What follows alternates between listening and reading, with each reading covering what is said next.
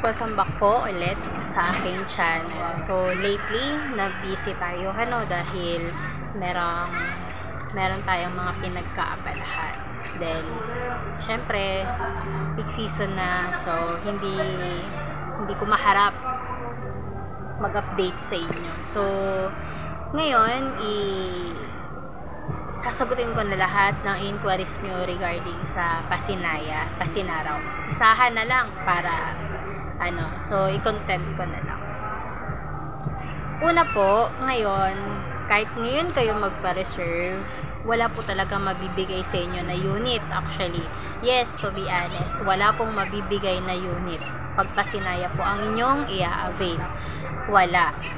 Tapos, next year, meron tayong itatayo. Pero, kung hindi pa kayo magpapa-reserve ngayon, huwag po kayong mag-expect na pag next year kayo nagpa-reserve, mabibigyan kayo ng unit.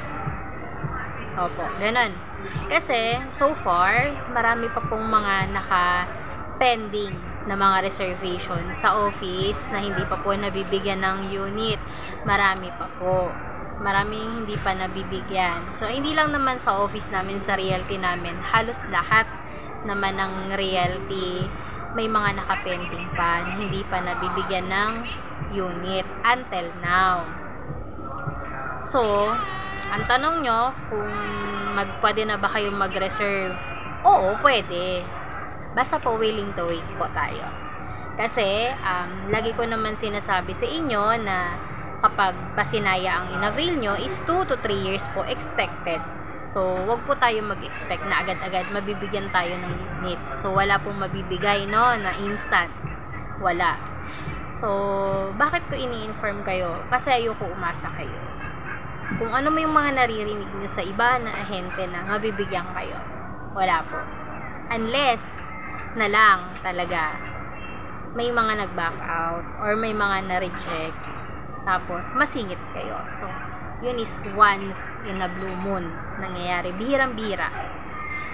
Ang kagandahan lang kung ngayon kayo mag-reserve, halimbawa ngayon kayo nag-reserve, hindi ho assurance yun na mabibigyan kayo kaagad ng unit next year kasi nga may itatayo. So kung ngayon kayo mag-reserve, possible mas maliles yung term o yung length ng aantayin nyo. Kung 2 to 3 years, possible 2 years na lang. So, ganun po siya pag nag-advance kayo. So, kapag hindi naman kayo nag-reserve ngayon, so, possible na. Kapag next year pa kayo nag-reserve, dahil nga siguro nagda-doubt kasi walang unit, so, possible po talaga na matagal. Habang pinapatagal nyo po ang reservation, mas lalo din po tumatagal yung chance na makakuha po kaagad kayo ng bahay o mabigyan po kayo kaagad ng bahay. Kaya para sa akin, kung talagang gusto niyo po magkabahay, is ngayon pa lang kumuha na kayo habang malayo pa, habang matagal pa. Kasi hindi nyo namamalayan yung 2 to 3 years na yan, parang one day lang yan. Hindi nyo namamalayan, ay, isang taon na pala nakalipas, parang ganun. Kasi napakabilis lang po ng panahon. Kaya huwag nyo isipin yung, ay matagal. Kasi kapag lalo nyo po iniisip, mas lalo po tatagal. So kapag naman nag-go na kayo, isipin nyo na lang po, nag-invest kayo. Isipin nyo na lang po yung pera nyo is may anong tawag doon, naka-reserve yun para sa future nyo. So, ganun na lang po yung isipin nyo. Kasi, wala naman kayong babayaran monthly Kasi no down, no equity naman. Reservation lang po talaga yung babayaran nyo. Which is 10K lang yun. No? Wala kayong ibang babayaran. Yun lang. Magkukumply lang kayo ng requirements. Dun reserve. After nun, waiting na lang. Kapag pinakumply kayo ng requirements ulit, mag-comply. Para if ever man, masingit yung mga documents nyo, mabigyan kayo ng unit. So, yun yung siguro pwede kong ma-advise sa inyo. Huwag po kayong maniniwala sa mga nag-aalok na, mabibigyan ka. Kasi, nabiktima din po ako niyan. Sa totoo lang. Kaya, based na lang sa aking experience, expect nyo na lang po lagi na matagal 2 to 3 years.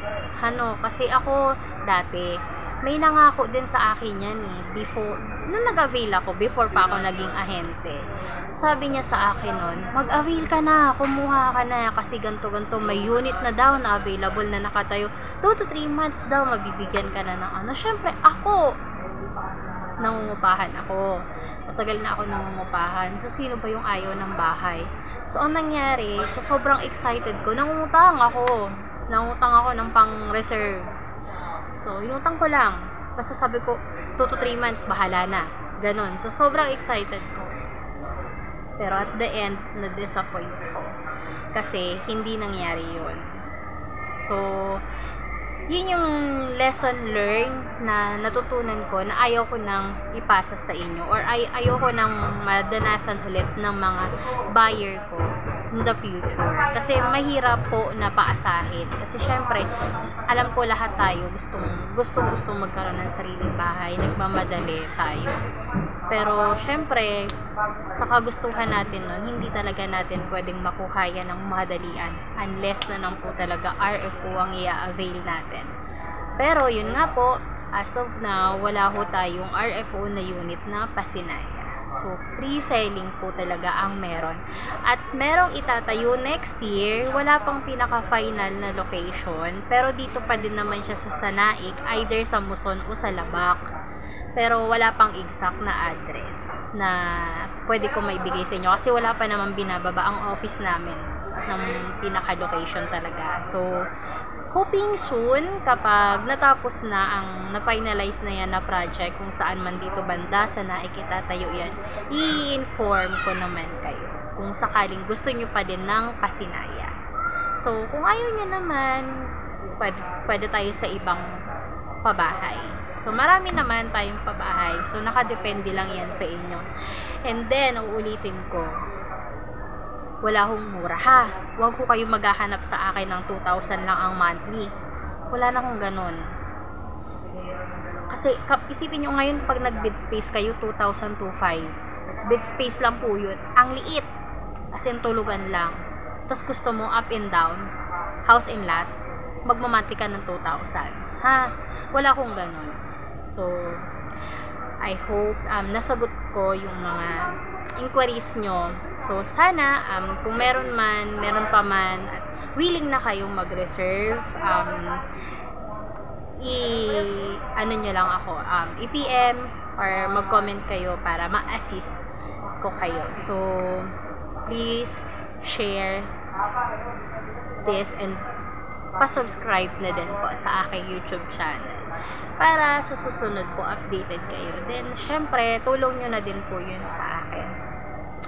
Yun lamang po. Maraming salamat po. God bless!